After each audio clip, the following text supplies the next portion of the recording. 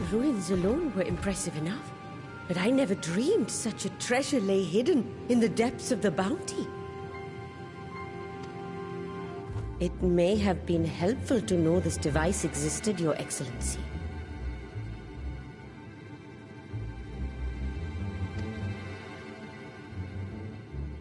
My apologies. The gate was a secret I shared with none but my closest advisors. I feared for what might happen should those with ill intentions learn of its existence.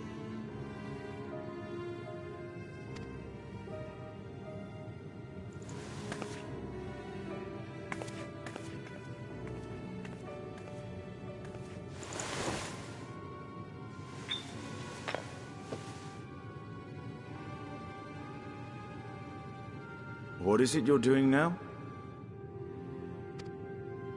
There's something I wish to verify.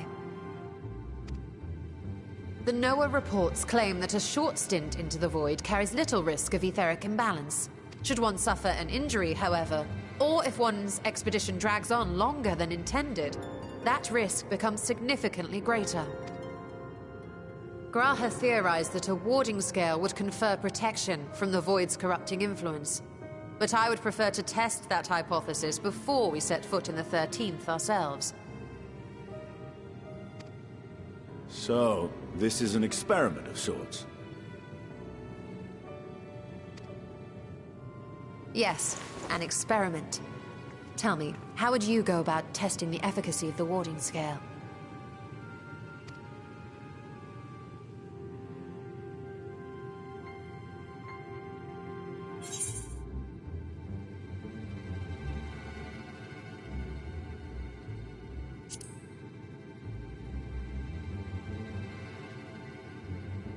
And how would you do that? The gate is still too small for any of us to pass through. Estinian is correct, which is why I've elected to send a familiar in our stead.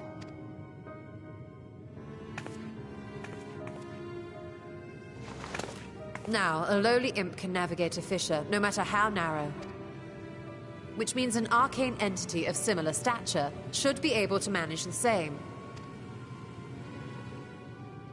I hadn't wanted it to come to this, but no other familiars will do, I'm afraid.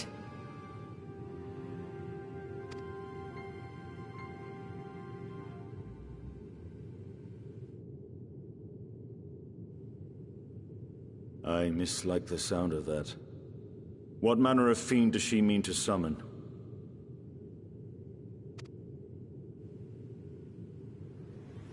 From ocean rise and cloudbank form, from mountain spring and rainfall storm, from river flow and life be born.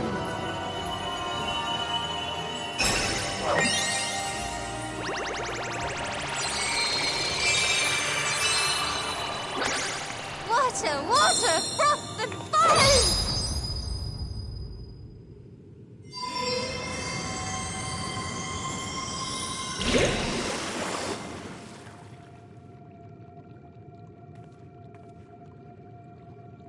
Ready your arms. I fear she's been possessed. Oh, come now. That was adorable.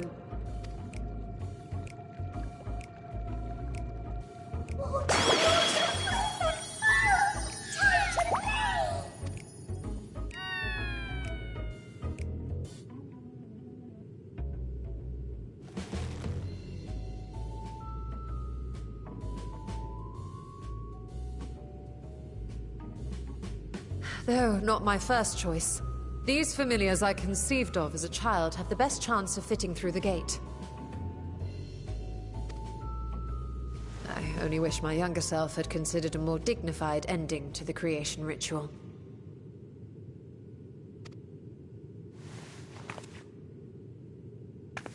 In any case, these two should serve us well.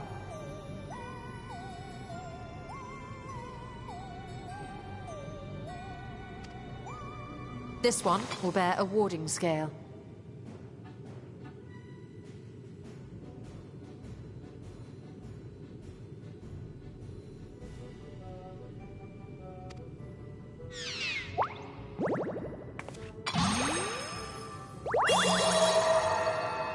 when they return from the 13th, we can observe how the talisman, or absence thereof, has affected the progress of the void. If I could impose upon you to open the gate.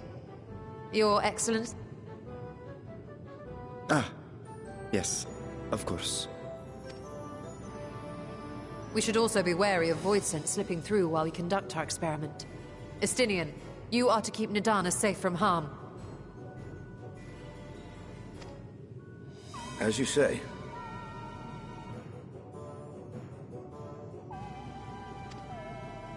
You had best be on your guard as well.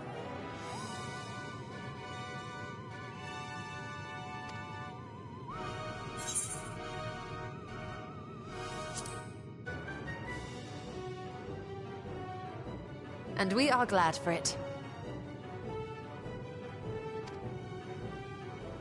Let us begin, shall we?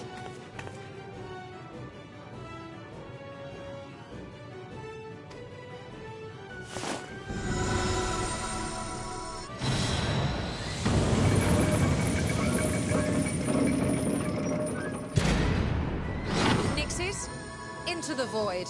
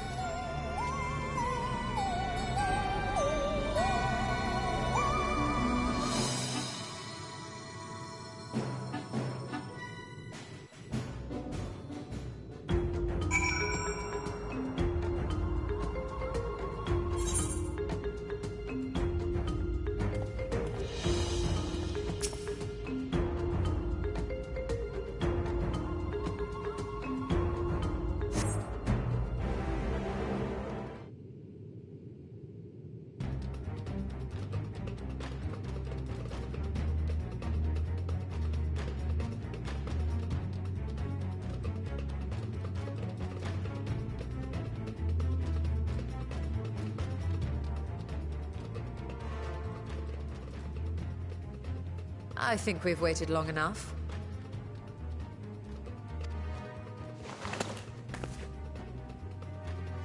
Nixies, return to my side.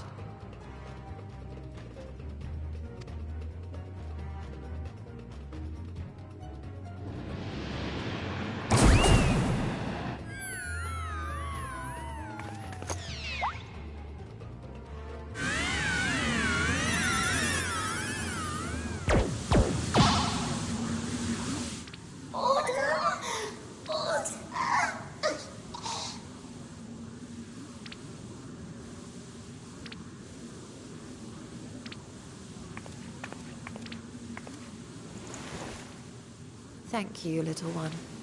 You did well.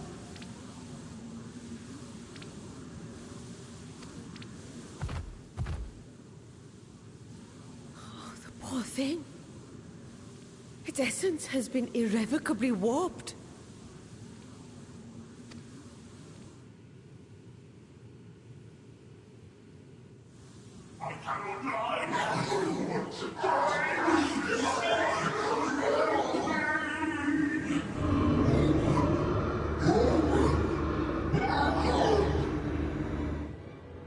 We're out of time! I must reseal the Void Gate.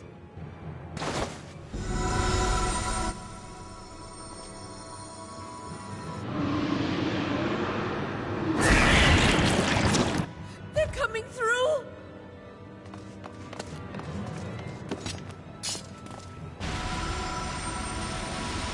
In the name of Alzadal III, I bar this door unto the Void!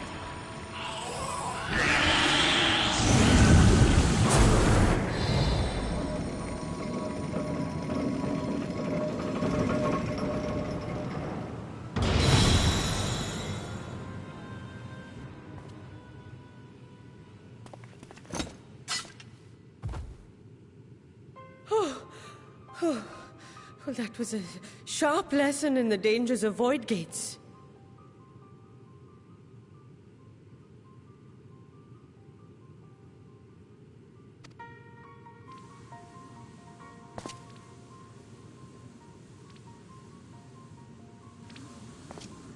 And what of our experiment? say the results speak for themselves.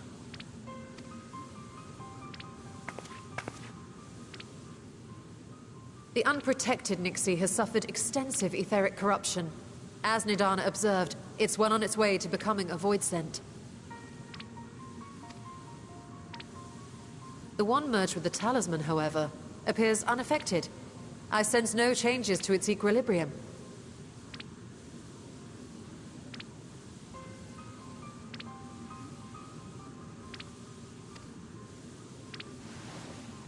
Rest now, little ones.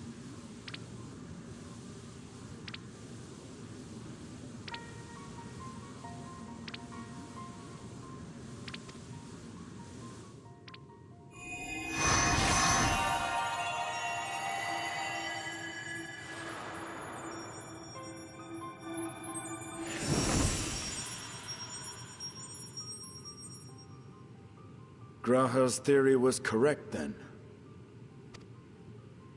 So it would seem. But while our second familiar was untouched by void energies, the talisman itself shows signs of degradation.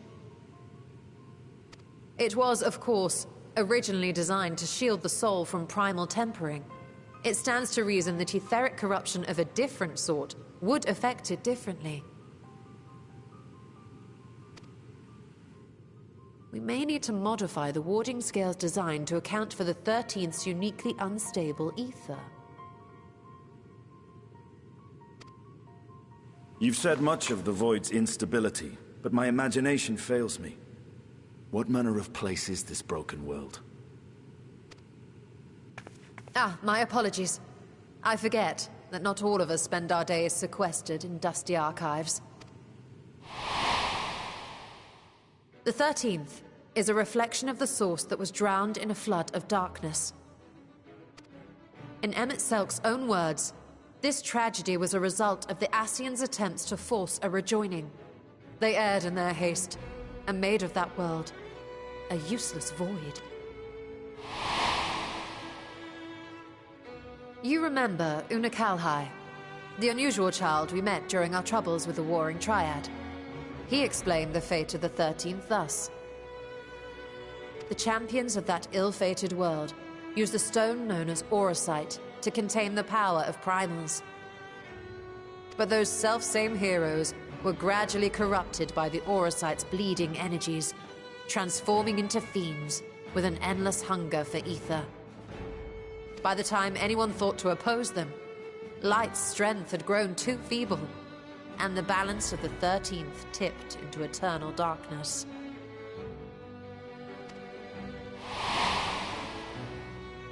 And what of your own experience? Will you tell us of what you observed during Noah's expedition?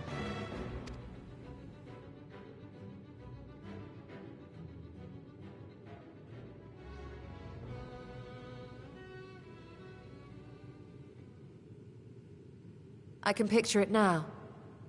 The sunless, Stygian expanse, infested with legions of ether-starved monstrosities. A void in every sense of the word. What you have described in such lurid detail is exactly why I hesitate to encourage you.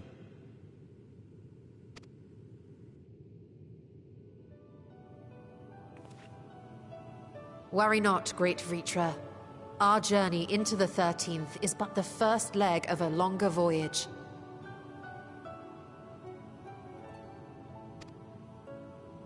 A voyage that shall lead us to other reflections, to new mysteries and discoveries. And I mean to be there every step of the way.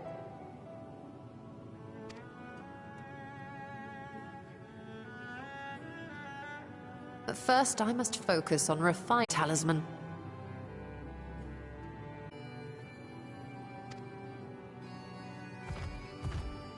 Or I could if I had the relevant manuals to hand.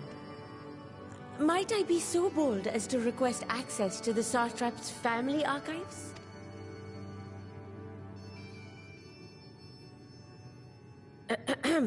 Your Excellency?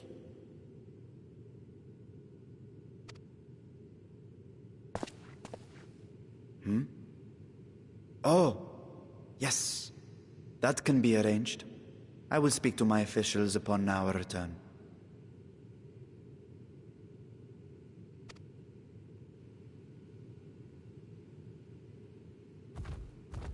We will see you back in the city then.